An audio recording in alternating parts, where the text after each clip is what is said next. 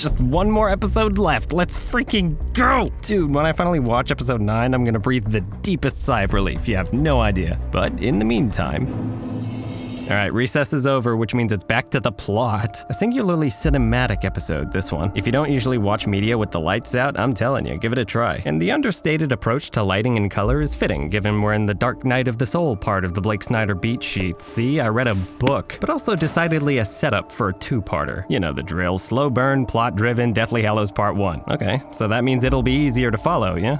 Oh, you sweet summer child. Look, if the rest of season 2 is dense, episode 8 is made of tungsten, and this is the setup. It's like the very universe doesn't want me to finish these videos. Anyway, 3 episodes and 10 months later, we finally had a conversation with the Black Rose, a shady, manipulative mage that wears the faces of those you love to get under your skin. I can see why they got dumped by Mbessa. And Mel reawakens with some of the coolest visual effects I've seen so far in this show. Though, I'll confess, I didn't realize her golden patterns were tattoos until I watched Bridging the Rift. I thought it was armor of some kind, which in a manner of speaking it is, because she deflected the missile. Yes, I was wrong about something. Imagine that. Even my nitpicks aren't safe. I hand animated a ragdoll for nothing. What's funnier is I was so close to predicting this back when I watched season 1. It just, how do I put it? Slipped my mind? Well, if a tree falls in the woods and nobody's around to hear it, does Smaller Soul's Arcane prediction still count? There is something really cool about how this episode talks about the Arcane waking up, though. Like a beast that's been slumbering for generations and meddling with hex tech stirred it awake. Speaking of which, remember when I said, if you're made of copper and steel, you can't very well catch the flu now, can you? Well, Victor's a puppeteer now, and his marionette is awesome.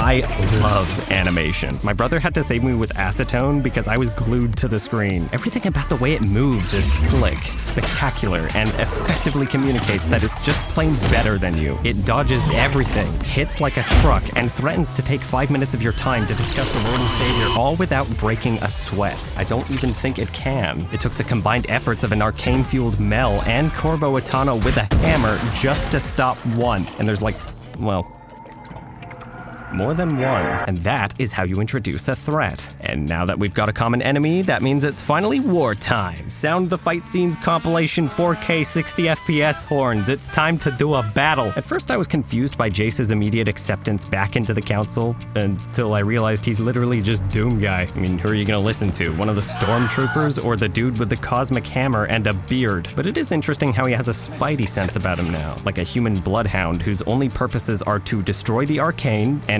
see how many generic protagonist lines he can squeeze into one speech. A storm is coming. Makes me wonder who sent him and why. Maybe Victor from another timeline? I don't know. Who else has a staff? Now, it's perhaps a touch unconventional to introduce the big battle and the parties involved at the tail end of Act 3 of Season 2, but credit where it's due, they nail the tone. There's a gravity to the upcoming conflict, and I think the main reason it actually sank in for me was because of the focus on the civilian perspective. Even just cutting away to the musician playing the piano effectively illustrates the lives being uprooted. And these have got to be some of the best designed NPCs in the show. Look at them, they're all so different. Yeah, it might have been nice to spend a bit more time with the civilian populace before all this. Coverage of Piltover in general has been a bit scant, but for my money, I'd say it worked for me. And Maddie and Loris are back. Let's go! The two characters I have a parasocial relationship with. Wait, Loris, I thought you were a pacifist. What did that mannequin do to you? Also, this could just be me, but is Maddie a plant? Like a spy, not a cactus. Mbessa did know an awful lot about Caitlyn's personal life, and I doubt she'd spill that tea herself. Speaking of Caitlyn, it's nice to hear her actually admitting the influence Mbessa's had on her. I also found her demeanor in the prison scene intriguing. She's gone back and forth on the issue of Jinx for so long that she just can't bring herself to hate her anymore. And a significant moment was Jinx indirectly apologizing about Kate's mom. Was it ever gonna fix everything? No, but it most definitely left a mark. A single close-up of her ear gave me the sense that despite Caitlyn's attempts to ignore Jinx and turn her back to it, she couldn't help but listen.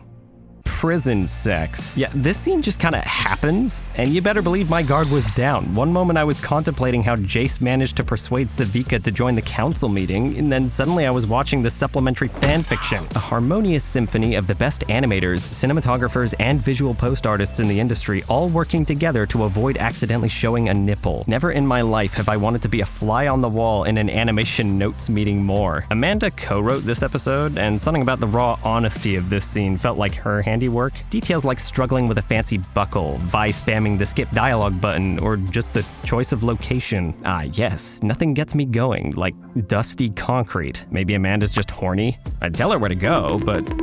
well, you know. Anyways, you got me good with this one. Not quite what I meant by bonding, but it will jump scare Christians, so I'll take it. Also, if anyone has behind-the-scenes coverage of this, I will gladly take it, asking for a friend. Ambessa has been cemented as the driving antagonist of the finale, and I am not complaining. It would have been so easy to just turn her into a maniacal, bloodthirsty villain, but instead we got some viscerally heartfelt vulnerability. Major props to Ellen Thomas for capturing her anguish. I was tearing up on instinct. It's also a lovely reflection of season 1. Instead of turning her back to Ambessa and sitting beneath her, Mel faces her head on. Like for the first time, she's truly seeing her mother for who she is. It was also fascinating how Mel proposed joining her ranks, sacrificing her own comfort for the sake of those she cares about. Ambessa, of course, views this as a sign of weakness, demonstrating her unwavering prowess by coiling her arm in searing hot energy stones without even flinching. I love this character. Her plan will most surely fail, and her perspective on strength is a bit myopic, but she's earned every second of screen time she's been given. Bravo.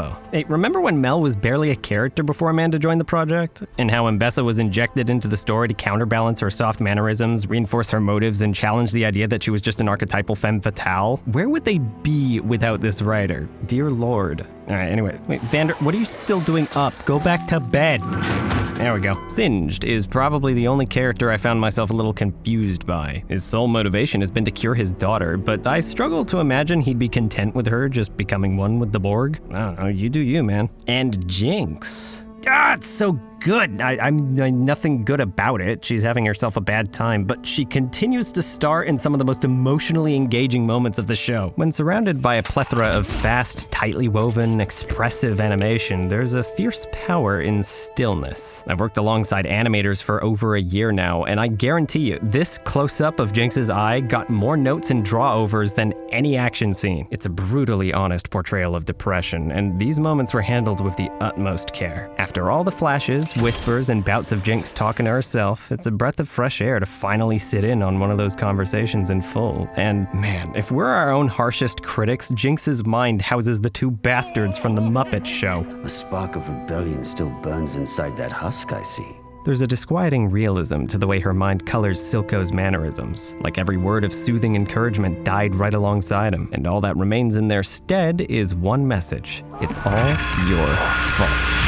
I wrote down a prediction in my episode 6 video that never saw the light of day because I thought it was too depressing, but I'ma toss it in the mix again, why not? Jinx is gonna head back home and, thinking herself the root cause of all that's wrong in the world, try to break the cycle by pulling the pin of a grenade. Only this time, Savika will step in to save her life. Right now, she thinks herself completely alone, so if they take the time to show that she isn't, I think that'll be an exceptionally powerful way to cap off her story. And maybe in time, the voices in her head will see her as a friend. What a marvelous character. But here's the thing.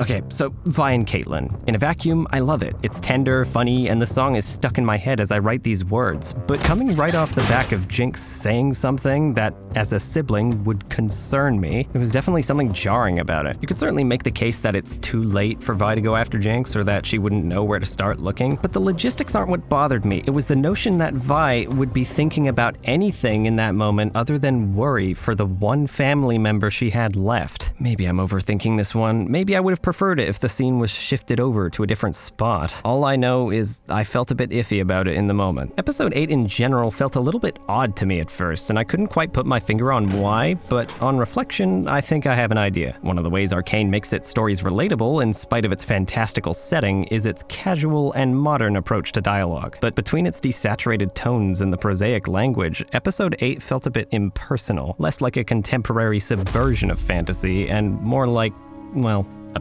plain old fantasy. It's also the first time in a while I felt like the show's plot might have been coming at the expense of its characters. Take Victor and Jace. The tragic unraveling of their partnership has been something of a narrative through line in this season, but in Episode 8's eagerness to jump into the stylish action as quickly as possible, I felt like it skimmed over the emotional core of this dynamic. Prior to this scene, these two have spoken to each other twice, but with how packed this episode was, I have to imagine even the writers would have preferred a little more room to breathe. And given the constraints, I'd say it's still a success. I certainly couldn't do better. It speaks to the depths of Arcane's gargantuan achievement that an episode, which I personally consider the weakest one yet, still manages to be so good. It's fast and at times a bit cold, but for my money, Arcane at its worst still rivals many other shows at their best. It's got the atmosphere, the mystery, the gut-wrenching performances, and downright novelistic ambition. Have I mentioned Deathly Hallows Part 1 was one of my favorites? Either way, now that we've set the stage, loaded the weapons, and cashed in on Vander's life insurance, I imagine episode 9's gonna be something to behold. It's a part 1, I'm not doing an outro.